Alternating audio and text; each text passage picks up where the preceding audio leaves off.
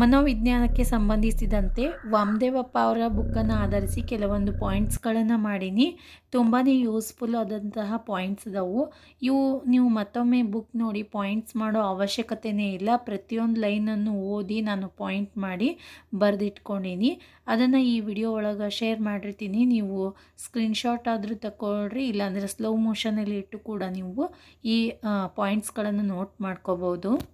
ಇದು ಸೈಕಾಲಜಿಯ 2ನೇ ಲೆಸನ್ ಬೆಳವಣಿಗೆ ಮತ್ತು ವಿಕಾಸಕ್ಕೆ ಸಂಬಂಧ ಪಾಯಿಂಟ್ಸ್ಗಳದಾವು. ನೀವು ಬೇಕಿದ್ರೆ 1ನೇ ಪಾಠದ ಕೂಡ ನೋಟ್ಸ್ ಬೇಕು ಅಂತಂದ್ರೆ ನನ್ನ ಕಮೆಂಟ್ ಸೆಕ್ಷನಲ್ಲಿ ಕಮೆಂಟ್ ಮಾಡಿರಿ. ಅದ್ರ ಬಗ್ಗೆನೂ ಕೂಡ ಒಂದು ವಿಡಿಯೋವನ್ನು ಮಾಡಿ ಅಪ್ಲೋಡ್ ಮಾಡ್ತೀನಿ. ಇದನ್ನು ನೀವು ಫಸ್ಟ್ ಹಿಡಿದು ಒಂದೊಂದು ಸ್ಕ್ರೀನ್ಶಾಟ್ ಆದರೂ ತಗೊಳ್ಬೋದು, ಇಲ್ಲಾಂದ್ರೆ ಈ ವಿಡಿಯೋ ನೋಡ್ಕೊತಾನೆ ನೀವು ನೋಟ್ಸ್ಗಳನ್ನು ಮಾಡ್ಕೋಬೋದು. ಬೆಳವಣಿಗೆ ಮತ್ತು ವಿಕಾಸಕ್ಕೆ ಸಂಬಂಧಪಟ್ಟಂತೆ ಕೆಲವೊಂದು ಪಾಯಿಂಟ್ಸ್ಗಳದಾವು. ಪೂರ್ತಿ ಇಲ್ಲ, ಒಂದು 5ರಿಂದ 6 ಪೇಜ್ನಷ್ಟು ಐತಿ. ಇದರ ನೆಕ್ಸ್ಟ್ ನೋಟ್ಸನ್ನು ಕೂಡ ನಾನು ಹಾಗೆ ಅಪ್ಲೋಡ್ ಮಾಡ್ತಿರ್ತೀನಿ ನನ್ನ ಚಾನಲ್ನೊಳಗೆ. ನೀವು ಬೇಕಿದ್ರೆ ನೋಟ್ ಮಾಡ್ಕೊಳ್ರಿ. ಹಾಗೆ ನಾನು ಪಾಯಿಂಟ್ಸ್ಗಳನ್ನು ಓದ್ಕೋತಾ ಹೋಗ್ತೀನಿ. ನನಗೂ ಯೂಸ್ ಆಗ್ತೈತಿ, ನಿಮಗೂ ಕೂಡ ಒಂದು ಸರ್ತಿ ರಿಪೀಟ್ ಆದಂಗೆ ಆಗ್ತೈತಿ. ಬೆಳವಣಿಗೆ ಮತ್ತು ವಿಕಾಸ. ಬೆಳವಣಿಗೆ ವ್ಯಕ್ತಿಯ ಪರಿಮಾಣಾತ್ಮಕ ಬದಲಾವಣೆ ಆಗೈತಿ ಮತ್ತು ವಿಕಾಸ ಗುಣಾತ್ಮಕ ಬದಲಾವಣೆ ಆಗೈತಿ. ಪರಿಮಾಣಾತ್ಮಕ ಬದಲಾವಣೆ ಅಂದ್ರೆ ದೇಹದ ಎತ್ತರದಲ್ಲಾಗುವ ಬದಲಾವಣೆ ಆಗಿರ್ಬೋದು ಮತ್ತು ತೂಕದಲ್ಲಾಗುವ ಬದಲಾವಣೆ ಆಗಿರ್ಬೋದು. ವಿಕಾಸ ಗುಣಾತ್ಮಕ ಅಂದ್ರೆ ಮಗು ಕುಳಿತುಕೊಳ್ಳೋದು, ಮಾತನಾಡೋದು, ಓದುವುದು, ನಿಂತುಕೊಳ್ಳೋದು, ಇವೆಲ್ಲ ಸಾಮರ್ಥ್ಯಗಳು ವಿಕಾಸಕ್ಕೆ ಸಂಬಂಧಪಟ್ಟಂತೆ ಇರ್ತಾವೆ. ಬೆಳವಣಿಗೆ ಮತ್ತು ವಿಕಾಸ ಎರಡೂ ಪೂರಕವಾಗ್ಯವು, ಅಂದ್ರೆ ಒಂದಕ್ಕೊಂದು ಬಿಟ್ಟು ಬೆಳವಣಿಗೆ ಇಲ್ಲದೇ ವಿಕಾಸ ಆಗೋದಿಲ್ಲ, ವಿಕಾಸ ಇಲ್ಲದೆ ಬೆಳವಣಿಗೆ ಆಗೋದಿಲ್ಲ. ವಿಕಾಸವಿಲ್ಲದೆ ವ್ಯಕ್ತಿ ಬೆಳೆಯಲಾರ. ಬೆಳವಣಿಗೆ ಇಲ್ಲದೆ ಮತ್ತು ಬೆಳವಣಿಗೆಯಲ್ಲಿ ಸೂಕ್ತ ಬದಲಾವಣೆಯಾಗದೆ ವಿಕಾಸ ಸಾಧ್ಯವಿಲ್ಲ. ವಿಕಾಸ ಎಂಬ ಪದವು ವ್ಯಾಪಕವಾಗಿದೆ ಮತ್ತು ನಿರಂತರ ಪ್ರಕ್ರಿಯೆಯಾಗಿದೆ. ವಿಕಾಸ ಒಂದು ವ್ಯಾಪಕ, ಇಷ್ಟೇ ಅರ್ಥ ಅಂತ ಇಲ್ಲ, ಅದಕ್ಕೊಂದು ದೊಡ್ಡ ವ್ಯಾಪಕವಾದ ರೀತಿಯಲ್ಲಿ ಅರ್ಥ ಐತಿ ಮತ್ತು ಯಾವಾಗಲೂ ನಡೆಯುವಂತಹ ಪ್ರಕ್ರಿಯೆ ಆಗೈತಿ.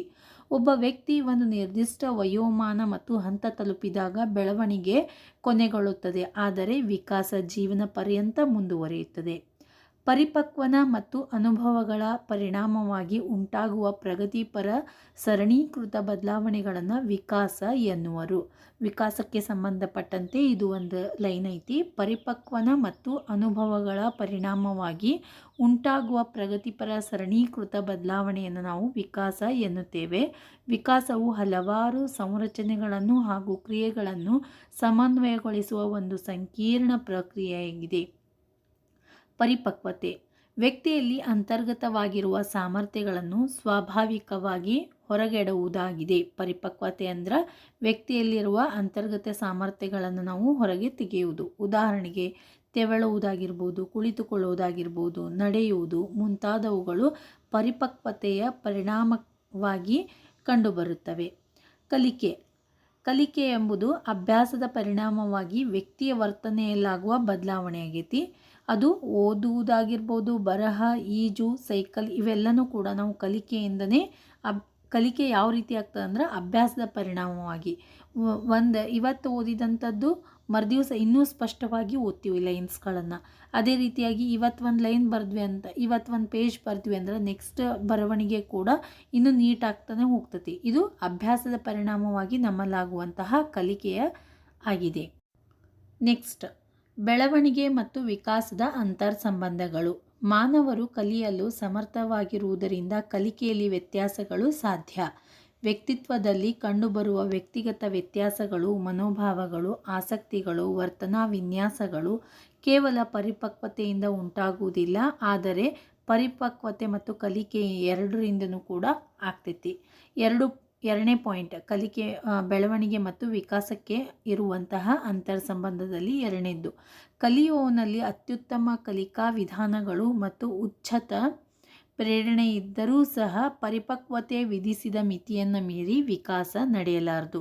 ಅಂದ್ರೆ ಒಂದು ಪರಿಪಕ್ವತೆಯ ಮಿತಿಯನ್ನು ದಾಟಿ ಯಾವುದೇ ರೀತಿಯಾದಂತಹ ವಿಕಾಸ ಆಗೋದಿಲ್ಲ.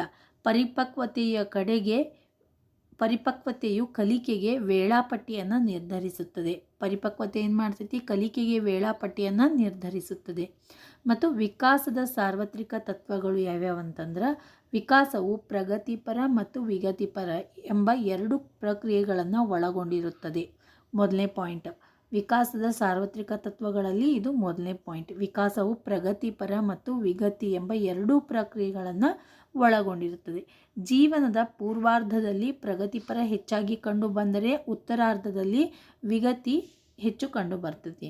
ಅಂದ್ರೆ ಜೀವನದ ಪೂರ್ವಾರ್ಧ ಅಂತಂದ್ರೆ ಈಗ ಟೋಟಲಿ ನಮ್ದು 60ರಿಂದ 80 ವರ್ಷ, 30ರಿಂದ 40 ವರ್ಷ ಪೂರ್ವಾರ್ಧ ಮತ್ತು 40ರಿಂದ ಮೇಲ್ಪಟ್ಟು ಉತ್ತರಾರ್ಧ. ಪೂರ್ವಾರ್ಧದಲ್ಲಿ 30ರಿಂದ 40 ವರ್ಷ ತನಕ ಏನಾಗ್ತೈತಿ, ಅಲ್ಲಿ ನಮ್ಮದು ಪ್ರಗತಿ ಕಂಡು ಬರ್ತೈತಿ. ಅಂದ್ರೆ ಹುಟ್ಟಿದಾಗಿನಿಂದ 40 ವರ್ಷ ತನಕ. ಮುಂದೆ ವಿಗತಿ ಜಾಸ್ತಿ ಕಂಡು ಬರ್ತದೆ. ಮತ್ತು ನೆಕ್ಸ್ಟ್ ಪಾಯಿಂಟ್, ಅನುವಂಶೀಯತೆ ಮತ್ತು ಪರಿಸರಗಳ ನಡುವೆ ಅನ್ಯೋನ್ಯ ಕ್ರಿಯೆಯ ಫಲಿತವೇ ವಿಕಾಸ. ವಿಕಾಸ ಯಾವ ರೀತಿ ನಡೀತದೆ ಅಂದ್ರೆ ಅನುವಂಶೀಯತೆ ಮತ್ತು ಪರಿಸರಗಳ ನಡುವಿನ ಅನ್ಯೋನ್ಯ ಕ್ರಿಯೆಯಾಗಿದೆ. ವಿಕಾಸವು ಒಂದು ಕ್ರಮಬದ್ಧ ವಿನ್ಯಾಸವಾಗಿದೆ. ವಿಕಾಸ ಒಂದು ಕ್ರಮಬದ್ಧ ವಿನ್ಯಾಸವಾಗಿದೆ. ಇದರಲ್ಲಿ 3 ಪಾಯಿಂಟ್ಸ್ಗಳನ್ನು ನಾವು ನೋಡ್ಬೋದು. ಶಿರಪಾದಾಭಿಮುಖ ವಿನ್ಯಾಸ, ಕೇಂದ್ರ ಪರಿಧಿ ಅಭಿಮುಖ ವಿನ್ಯಾಸ, ಚಲನೆಯ ವಿನ್ಯಾಸ. ಇವೆಲ್ಲ ಪಾಯಿಂಟ್ಸ್ಗಳು ನಿಮ್ಗೆ ಆಲ್ರೆಡಿ ಗೊತ್ತದಾವು. ಇದನ್ನು ಹೆಚ್ಚು ಎಕ್ಸ್ಪ್ಲೇನ್ ಮಾಡೋ ಅವಶ್ಯಕತೆ ಇಲ್ಲ. ಅದರ ನಂತರ ವಿಕಾಸ ನಿರಂತರವಾದುದು. ವಿಕಾಸ ಯಾವಾಗಲೂ ನಡೀತಾನೆ ಇರ್ತೈತಿ. ಗರ್ಭಾಧೃತ ಅಂಡಾಣುವಿನಿಂದ ಉದಯಿಸಿದ ಕ್ಷಣದಿಂದ, ಅಂದ್ರೆ ತಾಯಿಯ ಹೊಟ್ಟೆಯಲ್ಲಿ ಇರುವಾಗಲೇ ಅಂಡಾಣು ರೂಪದಲ್ಲಿ ಏನು ತಾಯಿ ಹೊಟ್ಟೆಯಲ್ಲಿ ಉದ್ಭವವಾಗ್ತೀವಲ್ಲ, ಆ ಕ್ಷಣದಿಂದನೂ ಕೂಡ ಮನುಷ್ಯನ ವಿಕಾಸ ನಡೀತಾನೇ ಇರ್ತೈತಿ. ಜೀವನದ ಕೊನೆಯವರೆಗೂ ನಡೀತಾನೆ ಇರ್ತೈತಿ. ಅದಕ್ಕೋಸ್ಕರ ವಿಕಾಸ ನಿರಂತರವಾದುದು. ನೆಕ್ಸ್ಟ್ ಪಾಯಿಂಟ್, ವಿಕಾಸ ಎಂಬುದು ಸಂಚಿತವಾದುದು. ಸಂಚಿತವಾದುದು ಅರ್ಥ ಏನಂದ್ರೆ, ಮಗುವಿನ ಮೊದಲ ಹೆಜ್ಜೆ, ಮೊದಲ ಶಬ್ದ, ಹಲ್ಲುಗಳು ಕಾಣಿಸಿಕೊಳ್ಳುವುದು ಮತ್ತು ತರುಣರಲ್ಲಿ ಕಾಣಿಸಿಕೊಳ್ಳುವ ಮುಖದ ಮೇಲಿನ ಕೂದಲುಗಳು ಇದ್ದಕ್ಕಿದ್ದ ಹಾಗೆಯೇ ಕಾಣಿಸಿಕೊಂಡಂತಾಗುತ್ತದೆ. ಆದರೆ ಇವೆಲ್ಲ ಕೆಲಸಗಳು ಆಂತರಿಕವಾಗಿ ಮೊದಲನೇ ತಯಾರಾಗ್ತಿರ್ತಾವೆ. ಇದನ್ನೇ ನಾವು ಸಂಚಿತವಾದದ್ದು ಅಂತೀವಿ. ಹೊರಗಡೆ ಕಾಣೋದು ಮಾತ್ರ ಆಮೇಲೆ ಕಾಣಿಸ್ತೈತಿ, ಆದರೆ ಅದು ಒಳಗಿಂದನೇ ಮೊದಲಿಂದನೇ ಪ್ರಿಪೇರ್ ಆಗ್ತಾನೆ ಇರ್ತೈತಿ. ನೆಕ್ಸ್ಟ್ ಪಾಯಿಂಟ್, ವಿಕಾಸ ಒಂದು ವ್ಯಕ್ತಿಗತ ಪ್ರಕ್ರಿಯೆ. ಪ್ರತಿಯೊಂದು ಮಗುವು ತನ್ನದೇ ಆದ ವೇಗದಲ್ಲಿ ದೈಹಿಕ, ಮಾನಸಿಕ ಮತ್ತು ಸಾಮಾಜಿಕ ಸಂವೇಗಾತ್ಮಕ ವಿಕಾಸ ಹೊಂದಿರ್ತಾನೆ. ಅಂದರೆ ಪ್ರತಿಯೊಬ್ಬ ಮನುಷ್ಯನಲ್ಲೂ ಕೂಡ ತನ್ನದೇ ಆದಂತಹ ವ್ಯಕ್ತಿಗತವಾದಂತಹ ವಿಕಾಸವನ್ನು ಹೊಂದುತ್ತಿರ್ತಾನೆ. ಒಬ್ಬರಲ್ಲಿರುವಂತಹ ಗುಣಗಳು ಮತ್ತೊಬ್ಬರಲ್ಲಿ ಕಂಡುಬರುವುದಿಲ್ಲ. ಅದಕ್ಕೋಸ್ಕರ ವ್ಯಕ್ತಿಗತವಾದದ್ದು ವಿಕಾಸ ಎಂಬುದು ವ್ಯಕ್ತಿಗತವಾದದ್ದು. ವಿಕಾಸದ ವಿವಿಧ ಅಂಶಗಳು ಪರಸ್ಪರ ಸಂಬಂಧ ಹೊಂದಿವೆ. ವಿಕಾಸದ ವಿವಿಧ ಅಂಶಗಳು ಯಾವ್ಯಾವು ಅಂತಂದ್ರೆ, ಮಗುವು ದೈಹಿಕ ಅಂಗವಿಕಲನಾಗಿದ್ದರೆ ಅವನ ಸಾಮಾಜಿಕ ವಿಕಾಸವು ಕುಂಠಿತಗೊಳ್ಳುತ್ತದೆ. ಒಂದು ಮಗು ದೈಹಿಕವಾಗಿ ಅಂಗವಿಕಲ ಆಗಿತ್ತಂದ್ರೆ ಅದು ಸಾಮಾಜಿಕ ವಿಕಾಸ ಕೂಡ ಕುಂಠಿತಗೊಳ್ಳುತ್ತದೆ. ಸಮಾಜದಲ್ಲಿ ಅದು ಸ್ವಲ್ಪ ಮಾನಸಿಕವಾಗಿ ಕುಂಠಿತಗೊಳ್ಳುತ್ತದೆ. ಮಗುವಿನ ಗತಿ ಸಾಮರ್ಥ್ಯದ ವಿಕಾಸ ಅವನ ಜ್ಞಾನಾತ್ಮಕ ವಿಕಾಸದ ಮೇಲೆ ಧನಾತ್ಮಕ ಪ್ರಭಾವ ಬೀರುತ್ತದೆ. ವಿಕಾಸದ ವಿವಿಧ ಅಂಶಗಳು ಒಂದಕ್ಕೊಂದು ಪೂರಕವಾಗಿವೆ ಮತ್ತು ಅದರ ಅಂತರ್ಸಂಬಂಧ ಹೊಂದಿವೆ. ವಿಕಾಸವು ದ್ವಿಪಾರ್ಶ್ವತೆಯಿಂದ ಏಕಪಾರ್ಶ್ವತೆಯೆಡೆಗೆ ಸಾಗುತ್ತದೆ. ದ್ವಿಪಾರ್ಶ್ವತೆಯಿಂದ ಏಕಪಾರ್ಶ್ವತೆಯೆಡೆಗೆ ಅಂತಂದ್ರೆ, ಮಗು ಈಗ ಚಿಕ್ಕದಿದ್ದಾಗ ಯಾವುದಾದ್ರೂ ಒಂದು ಸಾಮಾನನ್ನು ಹಿಡಿಬೇಕಂದ್ರೆ ಮೊದಲಿಗೆ 2 ಕೈಯಿಂದ ಹಿಡಿಯಲಿಕ್ಕೆ ಪ್ರಯತ್ನ ಪಡ್ತದೆ. ಒಮ್ಮೆ ಒಂದೇ ಕೈಯಿಂದ ಹಿಡಿಯಲ್ಲ. ಬರ್ಬರ್ತಾ ಅದಕ್ಕೆ ಪ್ರಾಕ್ಟೀಸ್ ಆದಮೇಲೆ ಒಂದೇ ಕೈಯಿಂದ ಹಿಡಿಯೋದಕ್ಕೆ, ಒಂದು ಪೆನ್ ಆಗಿರ್ಬೋದು, ದೊಡ್ಡದು ವಸ್ತು ಆಗಿರ್ಬೋದು, ಚಿಕ್ಕ ವಸ್ತು ಆಗಿರ್ಬೋದು, ಎಲ್ಲನೂ ಕೂಡ ಮೊದಲಿಗೆ 2 ಕೈಯಿಂದ ಹಿಡಿದು ಆಮೇಲೆ ಒಂದೇ ಕೈಯಿಂದ ಹಿಡಿಯೋದಕ್ಕೆ ಪ್ರಯತ್ನ ಪಡ್ತದೆ. ಲಾಸ್ಟ್ ಪಾಯಿಂಟ್, ವಿಕಾಸವು ಸಾಮಾನ್ಯತೆಯಿಂದ ನಿರ್ದಿಷ್ಟತೆಯೆಡೆಗೆ ಸಾಗುತ್ತದೆ. ಮೊದಲಿಗೆ ವಿಕಾಸವು ಎಲ್ಲರಲ್ಲಿಯೂ ಸಾಮಾನ್ಯತೆಯಿಂದನೇ ಸ್ಟಾರ್ಟ್ ಆಗ್ತೈತಿ. ಅದು ಬೆಳೆದಂತೆ ಅವರಲ್ಲಿ ವಿಕಾಸ ಆದಂತೆ ಪ್ರತಿಯೊಂದು ಆ್ಯಕ್ಟಿವಿಟಿ ಕೂಡ ನಿರ್ದಿಷ್ಟತೆಯೆಡೆಗೆ ಸಾಗುತ್ತದೆ. ಅವರವರ ಅನುಭವ ಮತ್ತು ಕಲಿಕೆ ಅನುಭವದ ಆಧಾರದ ಮೇಲೆ ನಿರ್ದಿಷ್ಟತೆಯನ್ನು ಹೊಂದದ. ಈ ವಿಡಿಯೋ ನಿಮಗೆಲ್ಲ ಇಷ್ಟ ಆಯಿತು ಅನ್ಕೋತೀನಿ. ಇಷ್ಟ ಆಗಿದ್ರೆ ಲೈಕ್ ಮಾಡಿರಿ, ನಿಮ್ಮ ಫ್ರೆಂಡ್ಸ್ ಮತ್ತು ಫ್ಯಾಮಿಲಿ ಜೊತೆ ಶೇರ್ ಮಾಡ್ಕೋರಿ.